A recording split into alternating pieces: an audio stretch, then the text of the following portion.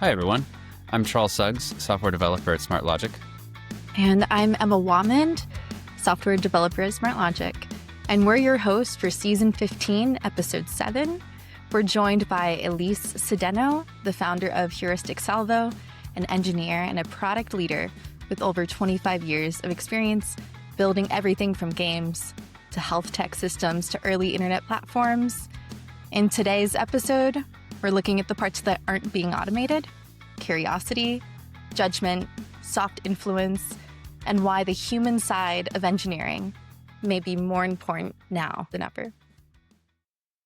Hi, Ellyse. Welcome to the podcast. Thank you for having me. I'm excited to be here.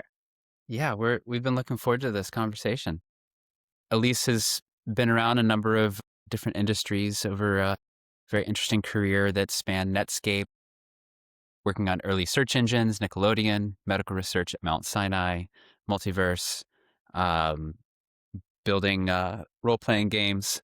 And so for those folks just learning about you or meeting you, is there a thread that connects all those? Or is it really as varied as it looks from the outside?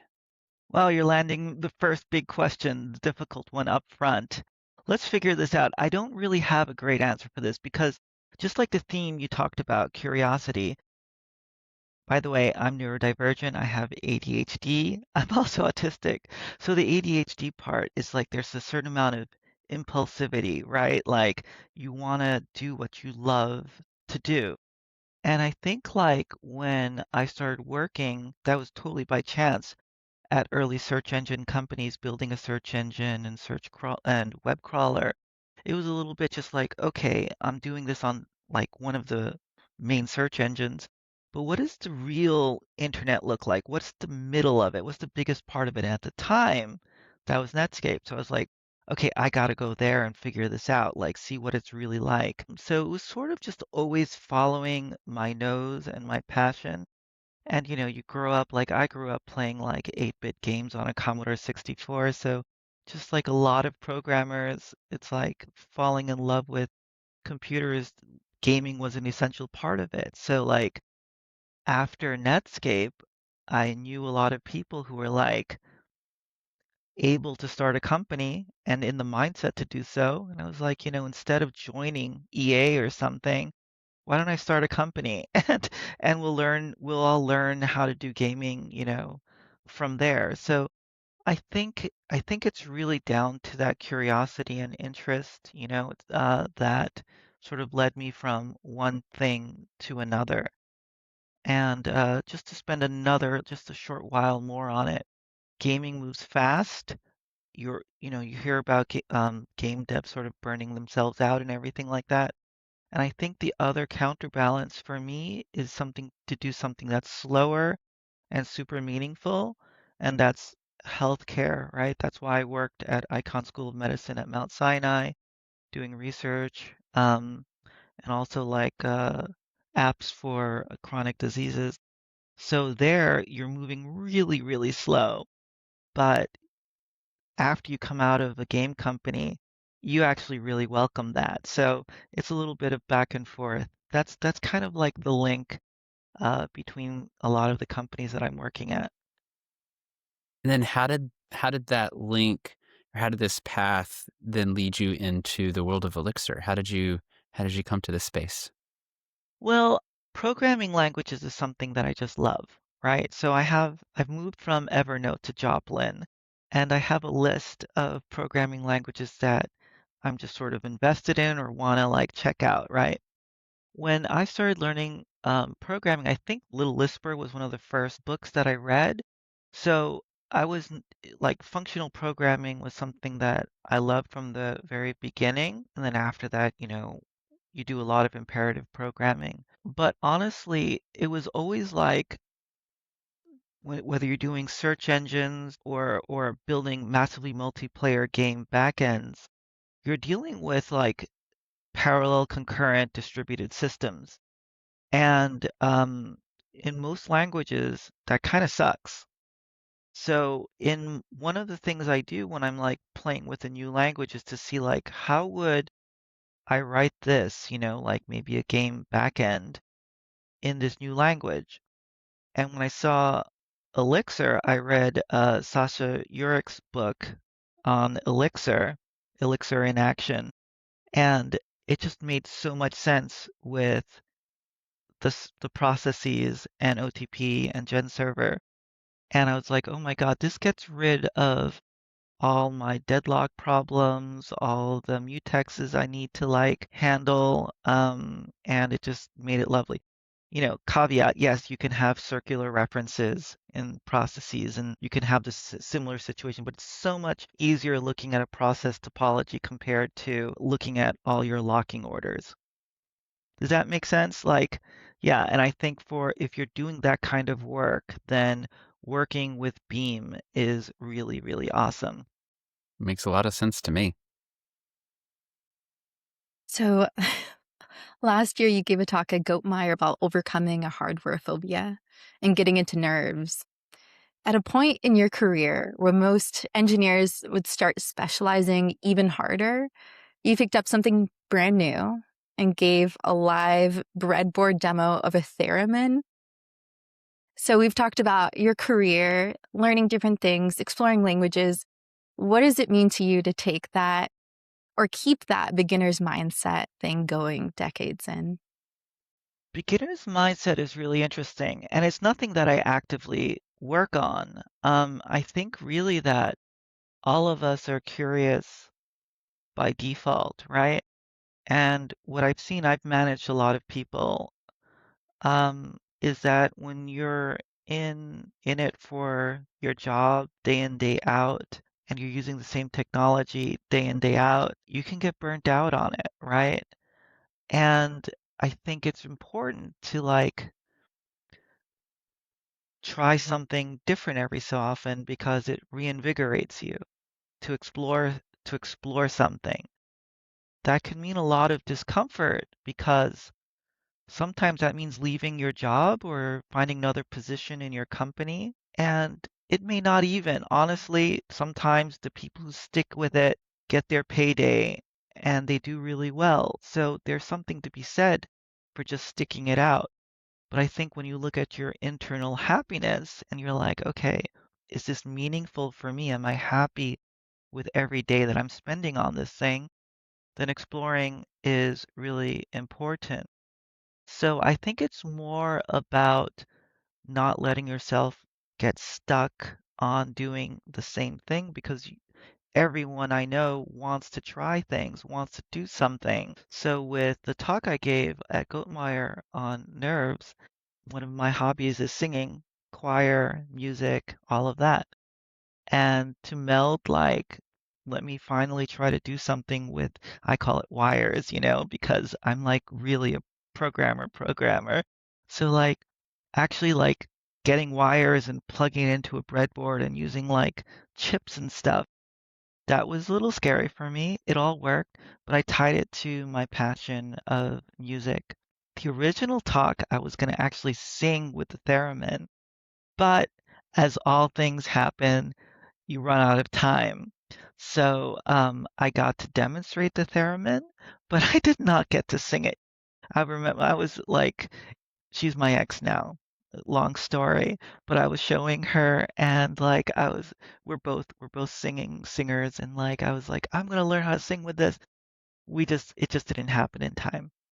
Super cool. Yeah. Yeah. And nothing is like that hard. There's this thing that we're taught that's like, oh, if I try, this is a whole other topic. People go to school for this thing or whatever, right?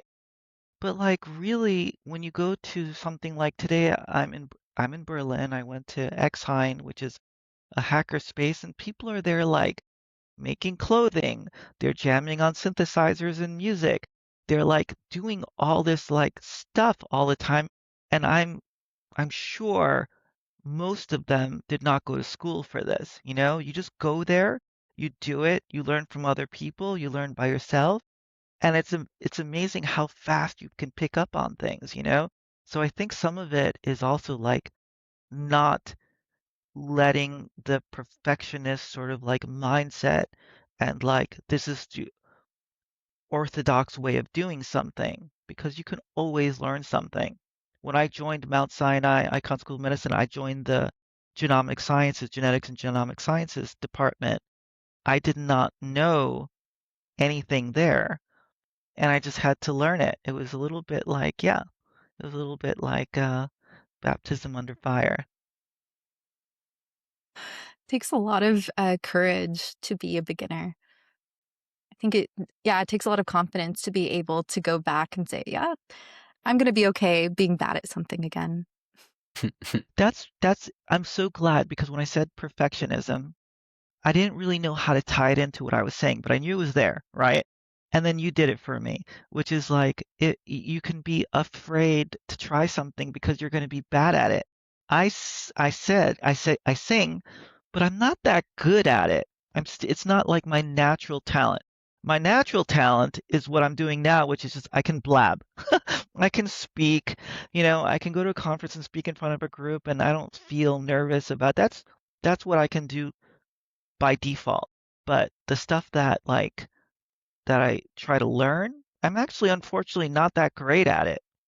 But you don't have to be great at it.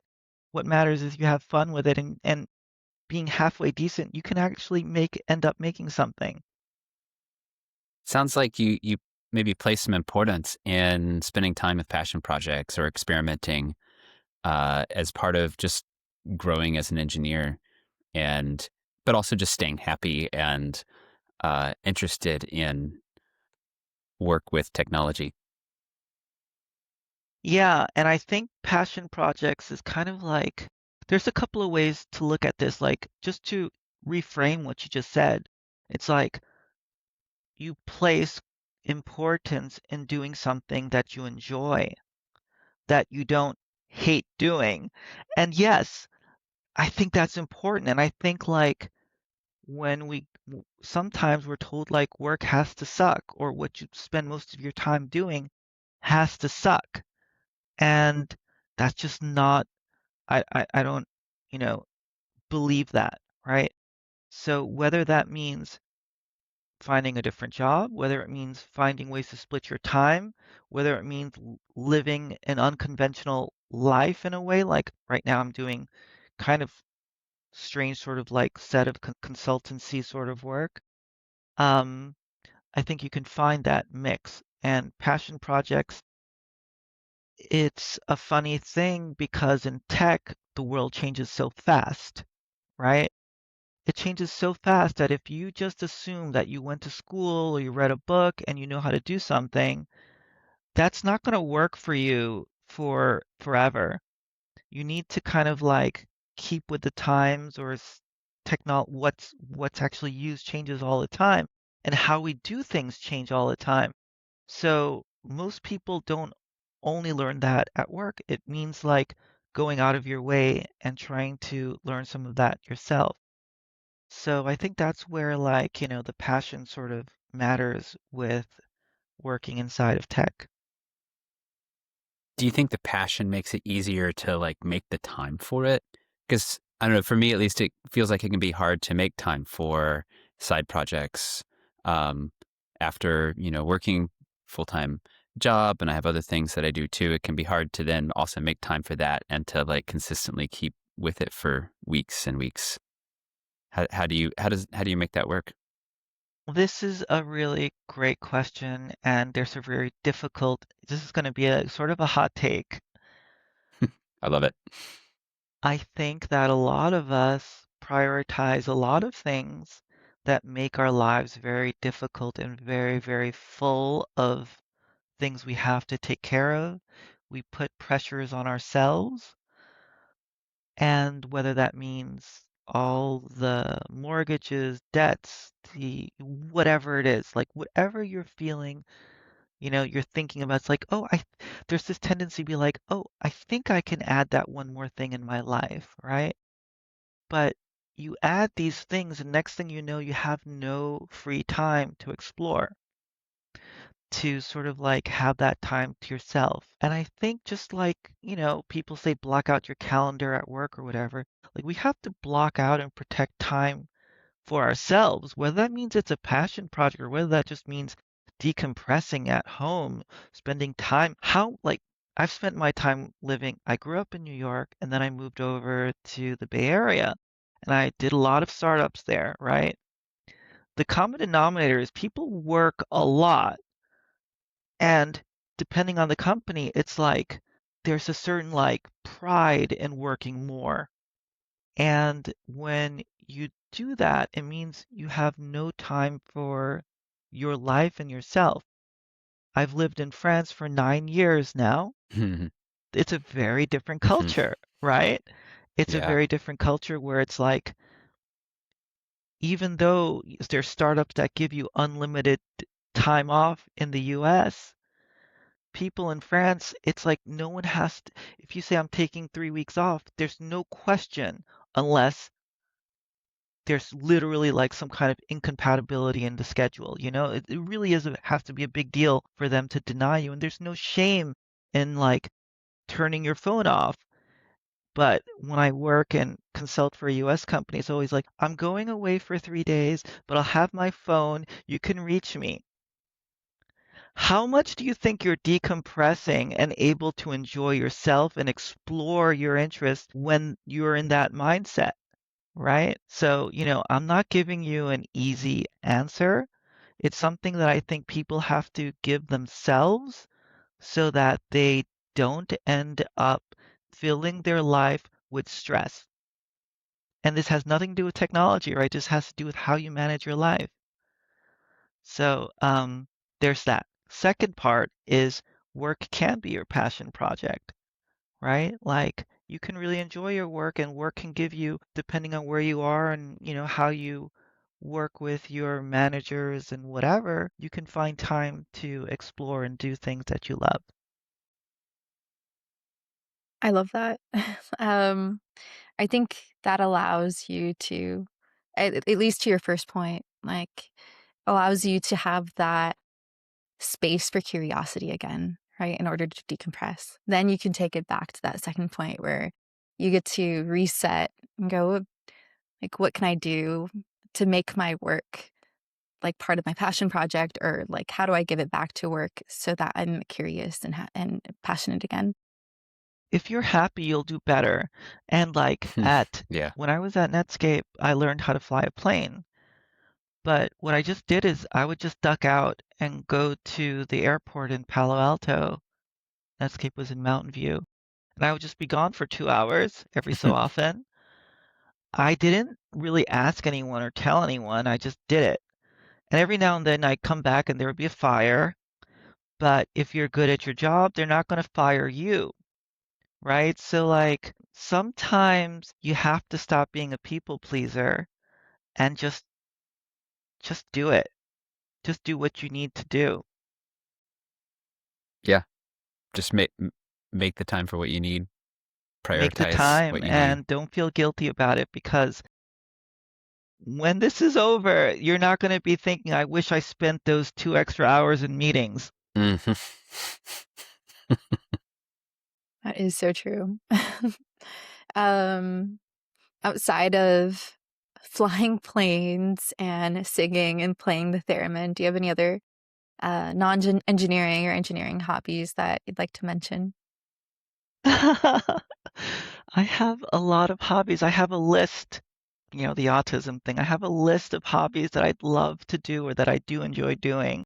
Language is one of them. I moved to France because I wanted to learn French.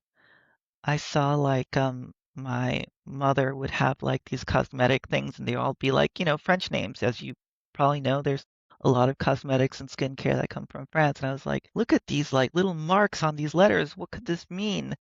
So yeah, it stayed with me and then I came to France to learn languages, to learn French.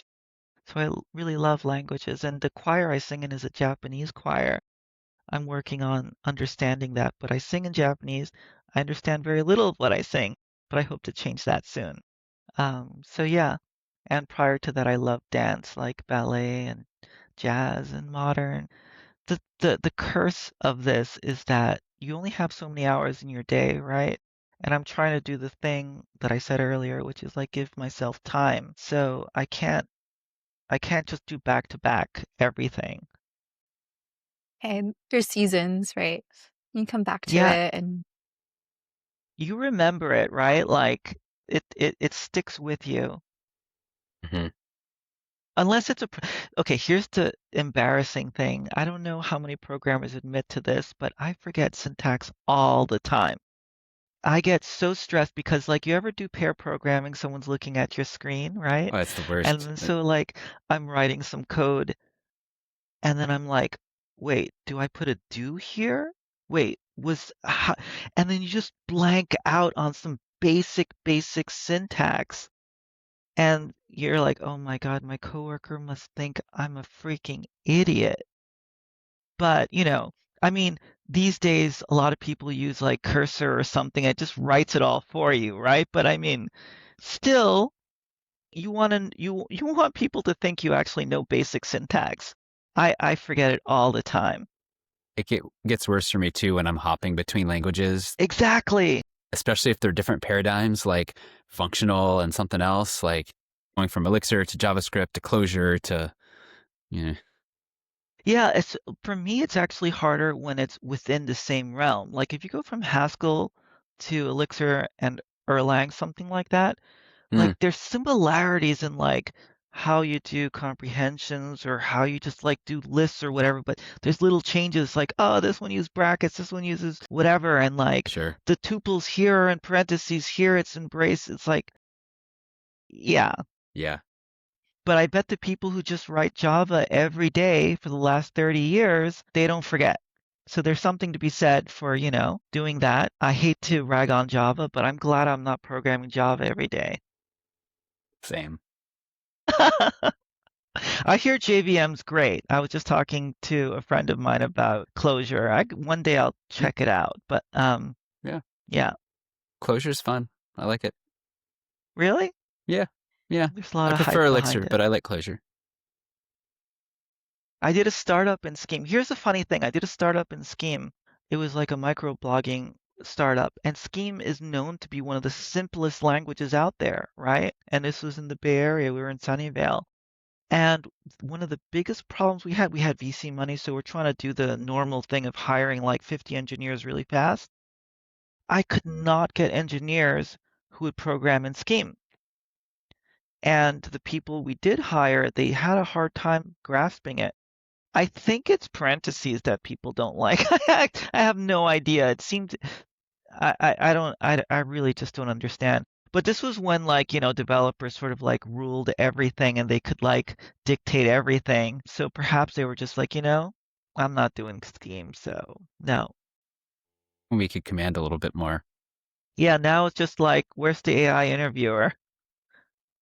No, I haven't had to face that, but I see the videos. In this season, our conversations are exploring how the role of the developer is changing. It's becoming more cross-disciplinary, but that's maybe been kind of a long-running change. And I think a lot of us kind of become more cross-disciplinary to a degree as we spend more time with the craft. But it's also becoming more AI assisted. And you have to exercise more judgment than just like writing code nowadays. Um, how do you think engineers today are expected to bring more than just technical execution to the job? Um, Maybe it's not just judgment. Maybe there's other skills too. What do you see there? I think when you say like there's what they're expected to bring, that's changing. But I would sort of like push back on like, is that what's the best thing also? Because what's happening, I see a very interesting difference between like, because I live in France, now I'm in Berlin, but like Europe, and then I also lived in Dublin, Ireland for a while, and also, the Bay Area where I still do a lot of consulting with clients. And a lot of the trends start out in the US and they're very different. Like if I ask my friends, a lot of developers here, they're barely using any AI whatsoever, right? And when they do, they're using like an internal model that's quite like old compared to like what's live on Claude or something else, right? Expectations that I see is that like developers are expected to really use AI agents and like flows to do a lot. In fact, like one startup I was at, I was doing some pair programming and I wrote the code. And one of the executives were like, "What are you doing? Why are you writing code?" And I was like, "What do you mean? This is what developers do, right?" And they're like, "You're you could go much like you should never write code. Just like, only look at PRs from the thing." And there's a certain like group of, companies that have fully embraced this mentality, in which case like their developers are expected to basically push, like, I hate to say this, lines of code out into the system. I thought we kind of moved away from lines of code, but we hear it so often, like with AI, I can do 20,000, 100,000 lines of code a day or whatever. And I think like managing AI is something that a lot of companies are expecting people to do. And that's a skill set, right? Like understanding what the business needs and then being able to work with LLMs to produce that kind of code. Now, that's the expectation side of things that I think we see forming and that hasn't reached, like, depending on where you, the listener, are, like, you may not see any of this yet. And maybe, maybe you never will, but that's sort of what I've been seeing, especially in smaller, like, VC funded startups. Now, but expected, but like what's actually useful in terms of like soft skills and developers sort of like working within a company, I think that's actually different. It's always been different because like when you as a developer are only thinking about, you know, can I actually execute this technically? There's a whole side of like, how do I communicate and work with the rest of the company? How well do I understand the business goals, right? And how well can I influence and like, actually be a part of the decision making here?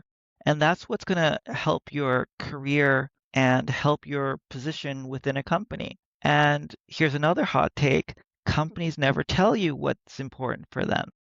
They set KPIs, they set like their goals that they use in communications, but you don't always just work for the company. You're working for your manager, you're working for whoever else on top, and they all have their own goals and their own fears. And, like the higher you are up in a company, you're working more and more on how you're managing to the rest of the company and how much you're afraid to fuck up, right?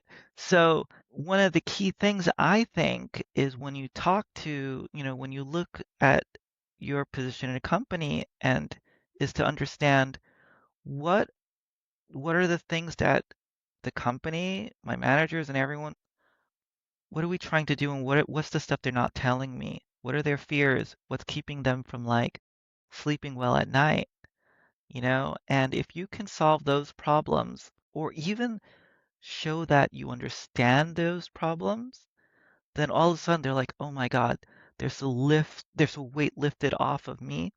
I can trust this person. This person is a partner for me in solving these problems. Because like it's not always a meritocracy. It's not always you do better work and there, it's seen. This is why we hear so often, I did the work, someone took credit. And like they get the promotion, I didn't. What the hell just happened? So, there's a lot of that too. So those are some of the skills or things to think about when you're working within a group. Can you give us an example of a way that someone could express or like how they could express that they understand those goals or those details? Every company has different ways of like working together, right? I'm a strong believer in one-on-ones with your manager. And if you're in a company where they don't do that, usually I find that you can request it. You can be like, hey, Mr. Miss Manager friend of mine, do you think we can meet every so often, once a week, once every 2 weeks? And for you, it might seem like, damn, another meeting that I have. But this is the chance for you to like have undivided attention and like one, understand what's going on, and two, show them that you understand, and three, like that you make progress towards that, right? So I think that's really important. Don't even be afraid of requesting the same thing to your boss's boss if you're in a large company, you know? Don't be afraid of like, don't ever be afraid. Don't be afraid to ask that of the CEO, right? Just see what happens because we put all these self-limiting ideas in our head.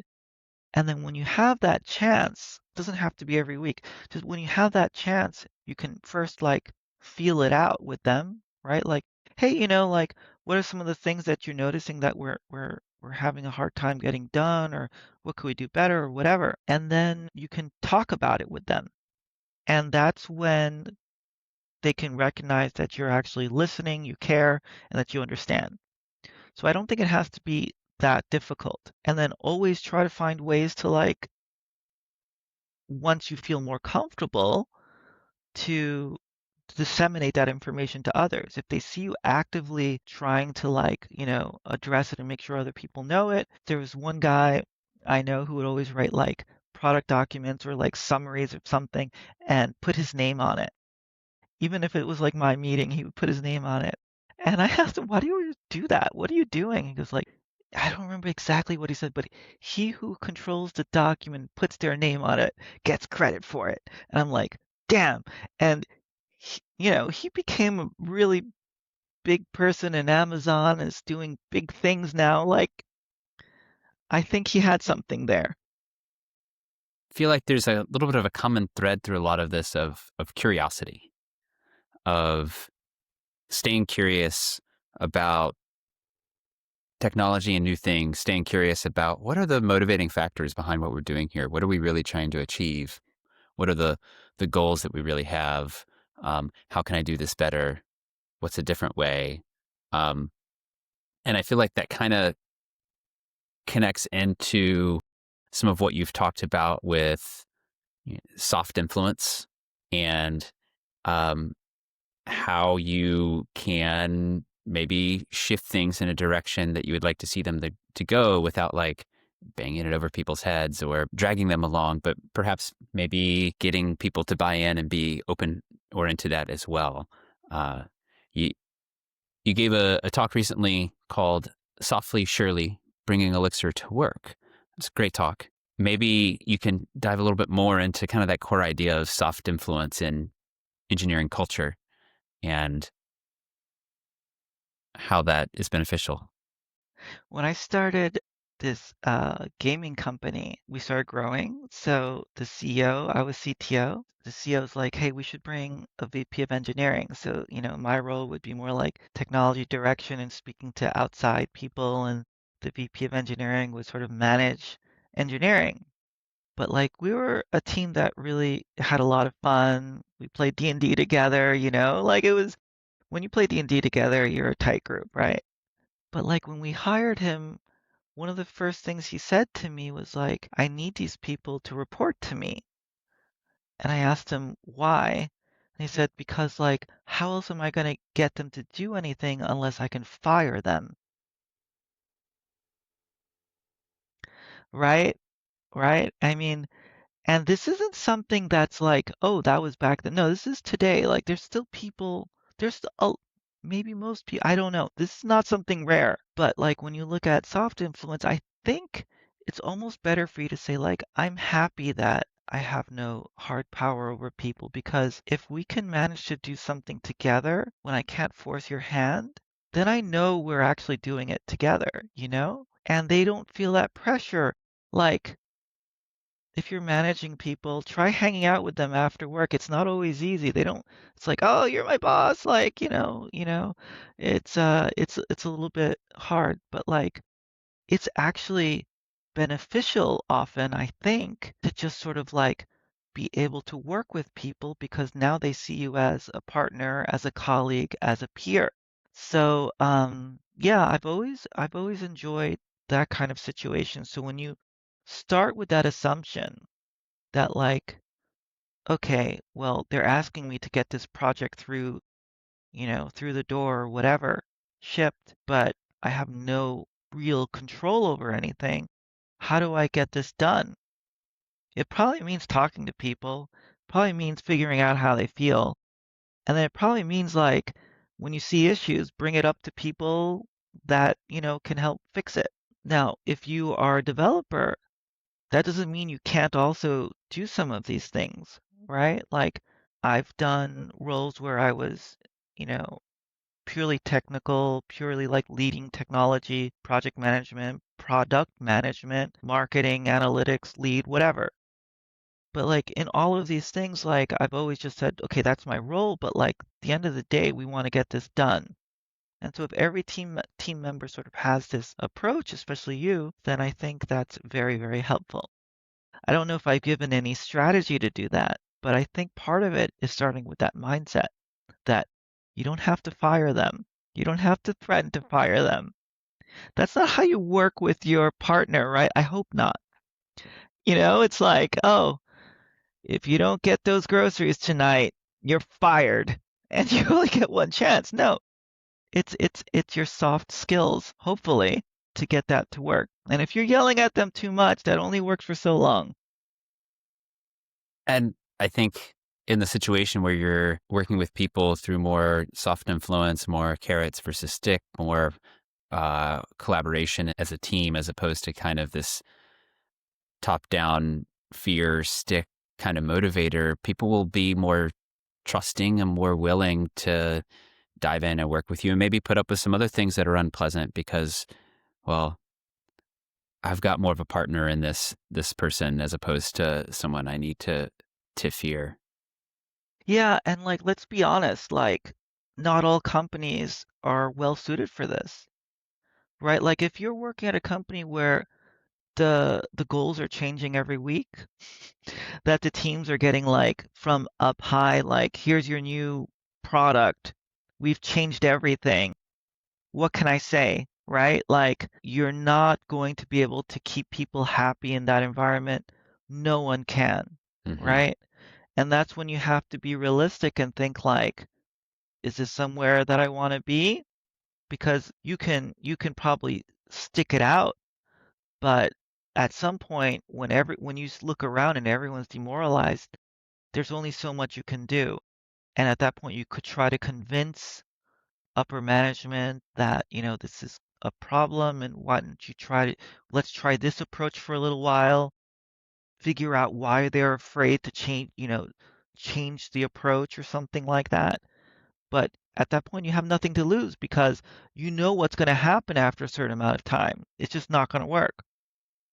And unfortunately, a lot of times, this is pretty common. And then you see like people cycle in and out of the company. So that's just some straight talk there. So true. Yeah, hopefully you get to the point where it's about respect than fear. You respect this person, you respect the team, you're excited about the team. Right. What's the saying that you don't quit a company, you quit the manager? Exactly. Mm. Exactly. So in a talk of yours, you described a story of a company that almost didn't hire you because you seemed too FP, too functional programming, and you snuck a Discord import server into production in Elixir anyways. Could you walk us through what was going through your head when you typed git push and you clicked enter? Or just in general, that story. I actually remember pressing the button there. It was at the end of the day. Right. So let's set some context here, right? So this is a TypeScript shop and they love their types, right? Like so much type loving. Um, the back in the day when you had C++ and people used multiple inheritance and you just couldn't figure out where anything was, it was like that, but with types. And but anyway, so yeah, and they were like, oh, maybe you're too functional program because during my interview I was talking about Elixir, I was talking about Haskell, and they're like, oh my God, we know where this is coming from. Anyway, so what I did was there was a pretty much like separate project where we needed to get Discord information into the database and like have it interact and all this kind of stuff. And I've been using Nostrum on which is an Elixir package that that basically is a Discord bot framework. And so I just decided to write that up because it seemed like it wouldn't contaminate the code base or anything like that. It would be a separate repository. And when I pushed it, I remember thinking, I wonder if they're going to yell at me in the morning, right? And then not only did I do it for Discord, I then did it again for a debugging tool because we just couldn't get enough information about the runtime, like because it was almost like a runtime operating system. And so I wrote it in Elixir also. But I also use Gleam because like it interacts with JavaScript pretty well, and there was, all this TypeScript stuff. So there was a whole story behind it. But both times they're like, "Oh, you wrote this thing. This looks really cool, whatever." And then there'd be a moment where like, "Oh, it's an Elixir." I'd be like, "Yeah." They're like, "Okay." So so I was like, "Okay, look, I didn't get fired, right? I'm still alive." And usually you don't go from like being fined to getting fired. It's not unless you do something really bad. So that's the approach I take. There was a video game that I used to love playing. I don't remember what it was. I think it was like World of Warcraft, and I would play it safe all the time. I didn't want to die. I didn't want to die, but my friend would die all the time. I'd be like, dude, you're dying all the time. What's going on? He goes, if you don't die every so often, it means you're not being efficient. And you think about it, it's like, I'm playing it safe. That means I'm like, it's like when you do a negotiation and you're like, all right, I'll sell it to you for $100. And they're like, sure, done. And you're like, shit, you should have asked for 200, right? It's like that. So like, unless sometimes they're actually saying, hey, you really shouldn't have done that, it kind of means you're not dying enough. You're not being efficient enough. You're not getting enough of what you need, what you want. So that's something I kind of took to heart. Curious, once those Elixir tools were put into use and put into production at the TypeScript shop, and they were in use for a little bit of time, was there any secondary, like, hey, this is working really well, we don't have to spend much time maintaining it, or this is actually kind of problematic for us to maintain in our larger system? Like, was there a longer story to that, or it just kind of was a nothing once it was in service? I don't think that there was either like, oh, this opened the door for like a whole bunch of different languages to be used, nor did it say like, oh, this was a huge mistake. It was something that like, oh, this worked for what it needed to be.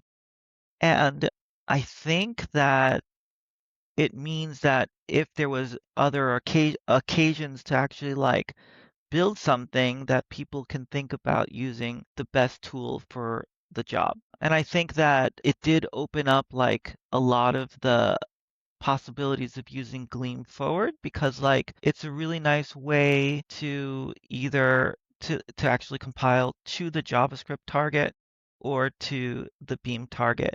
And there's pros and cons for both, but I think it was very interesting for them. Would you still categorize that as soft influence?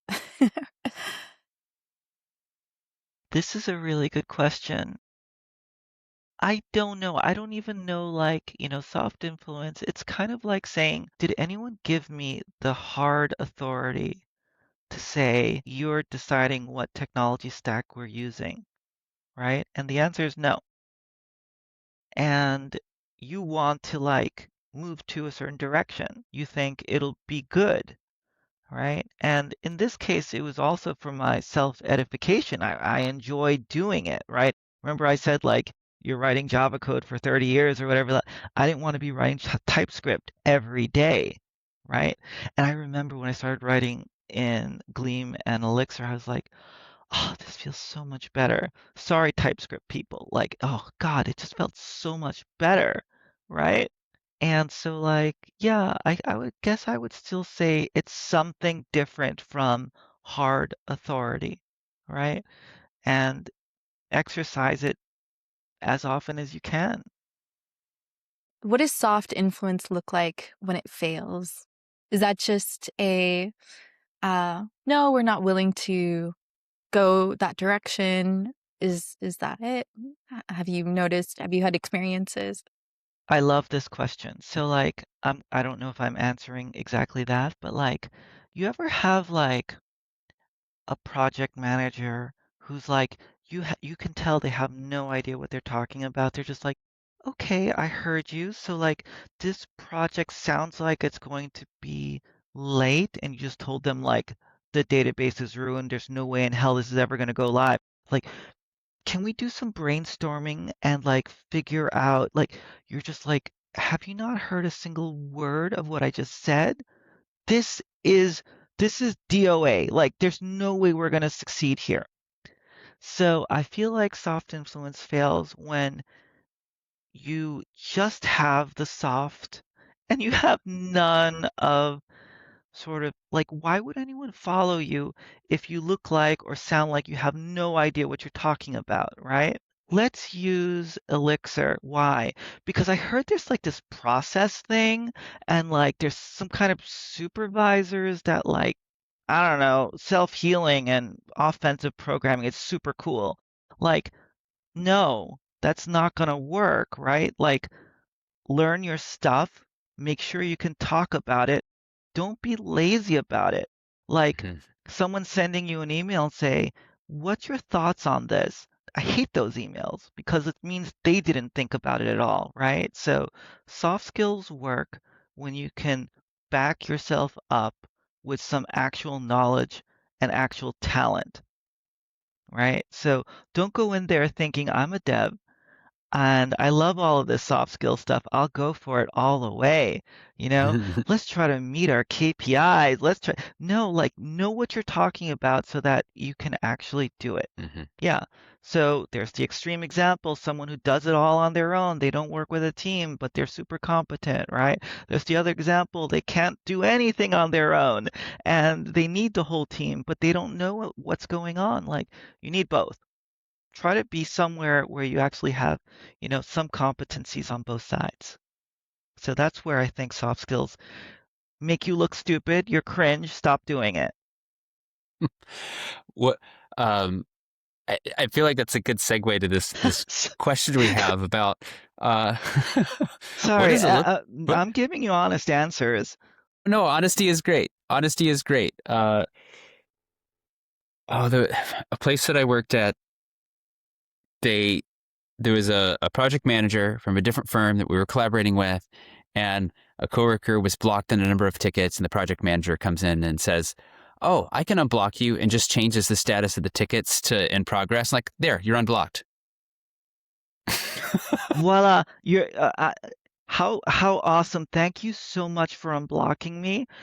I just didn't know how to use, whatever Jira or something, right? Yeah, Like yeah. that was It all was that it Jira. took. Don't be that person, right? I've been thinking I really wish I could like help people, as when you manage people, you try to mentor them to succeed in their careers.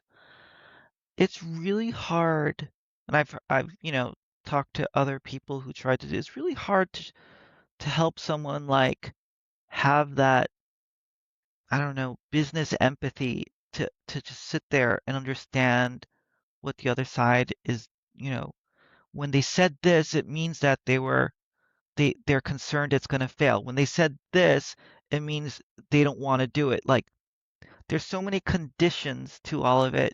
It's really hard to just say here's the like, flow chart or something like that. But you do have to know when you're running into a hard wall that you can't get around, that you're using up your credits in a sense, and that you should just stop. It's not going to work. Or like, okay, I can sense the hesitancy. I can sense that they're half open to doing it, but there's some concerns there. One book that I really, really love is by William Ury, Ury. I think it's like a Harvard book. It's called Getting Past No. And it's a negotiation book. And, I am not a negotiator. I don't believe in like, used car salesman, but this is a different approach where it's like really about like long-term durable agreements and understanding why people have concerns. I think they talk a lot about like trying to understand the other side, understanding what their concerns are, making sure that they see that you understand, and all of these steps to getting past a no. But I think you can tell after a while whether or not they are like, there's no way to get past it. And then you have to like cut your losses. Isn't there a song like a country song, know when to hold 'em, when to fold 'em? Oh yeah. Yep. Sometimes you have to give it up. What does it look like? I don't know that it looks like anything in particular. Sometimes it's just like when your code fails, it doesn't compile, right? You don't go like, ah, damn it, like it's over. You can try again. But once they're like looking pissed at you, it's time to stop. Yeah. Yeah, that's a good sign. Maybe stop slightly before they're pissed at you. If you can notice, that little twitch is starting, whatever their tell is. Okay, time. Yeah, or it's a great opportunity because you can be like, oh, it looks like you're upset about something. Can you tell me like why? Like what's frustrating? Well, it's just because you keep saying this. And it's like, okay, but why is that a problem? Like, what do you think might happen? And then you might open a whole door, right? Sometimes it takes to the very end before you get a breakthrough. So there's no like single answer for this. And as you keep doing it, you build an intuition for it. I really wish there was a better answer for this. Ask your friends, ask your mentors, sometimes ask your manager. They can help you. Don't do it always all alone. That's great advice. I feel like a lot more people need to hear that than they realize.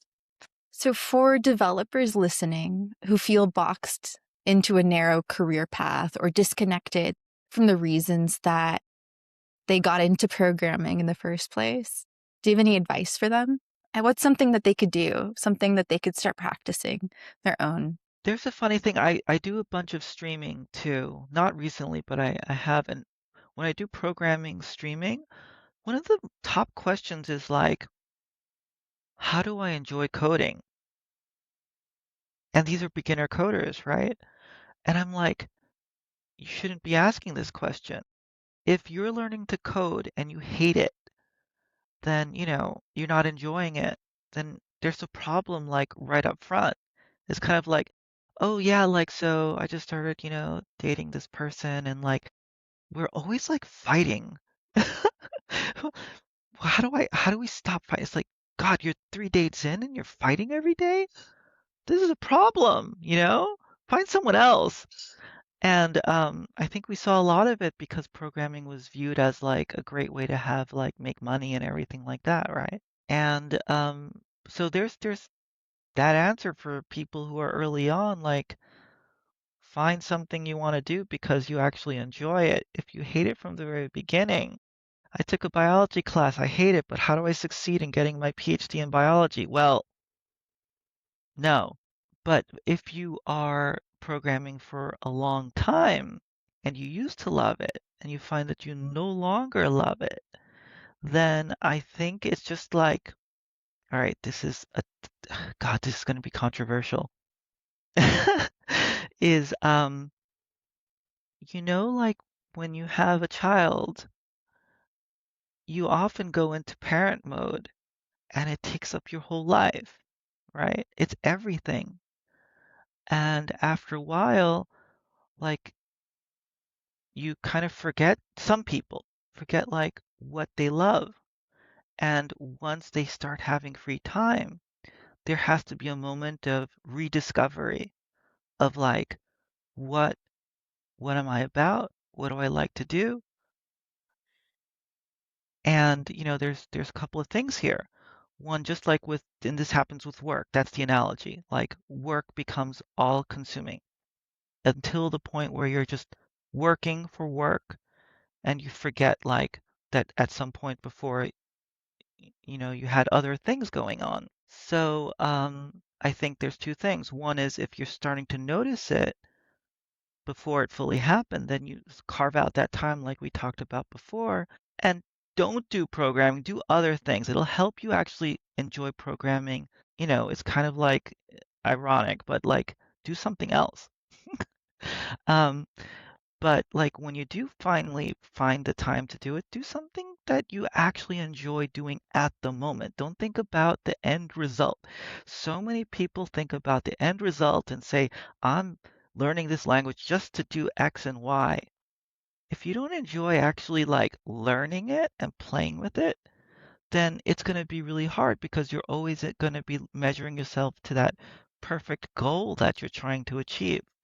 And that goes back to, Emma, what you said about perfectionism. So really, that's the thing that kills the curiosity and passion. There's a great TED Talk, I forget whose name it is, on how the educational system kills curiosity.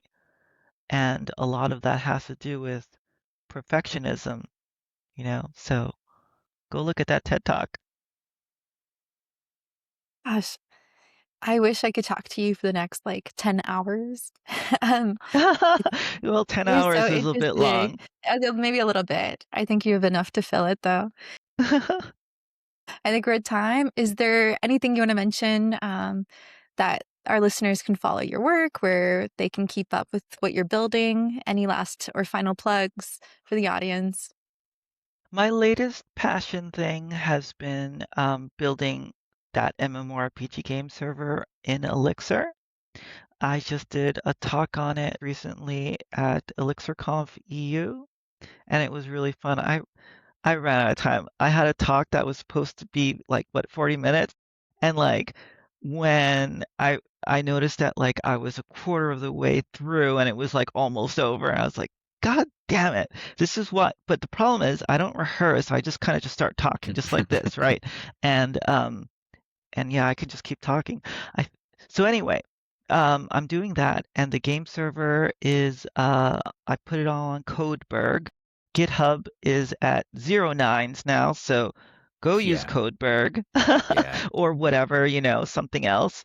And yeah, I'll be talking about it more, but you can search. I'm really easy to find. If you type my name in, you'll see my link to Codeberg, my LinkedIn, whatever. And really, like if you're listening or watching, connect with me. I approve pretty much all links, all requests. So like, let's talk. I tried to find your talk on that. I don't think they've published a video of it yet. They haven't published it, but if you went to the conference in what's it called? The app, the conference app, you can actually find the talk, but they will eventually publish it.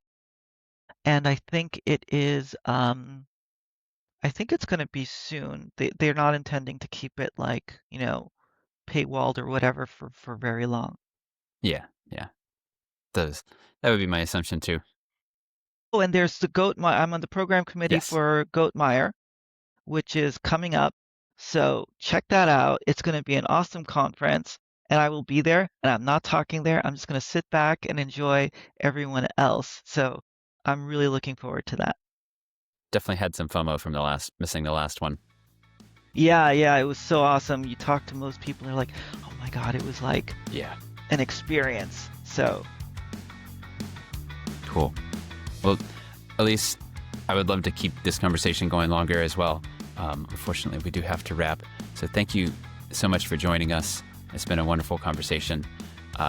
Look forward to seeing you in person at some point at one of these conferences somewhere. Yeah, let's meet up. Very good. Folks, our guest has been Ellyse Cedeno. You can find her at all the places that Ellyse just mentioned. We'll have a number of things in the show notes. So thanks for listening. Thank you.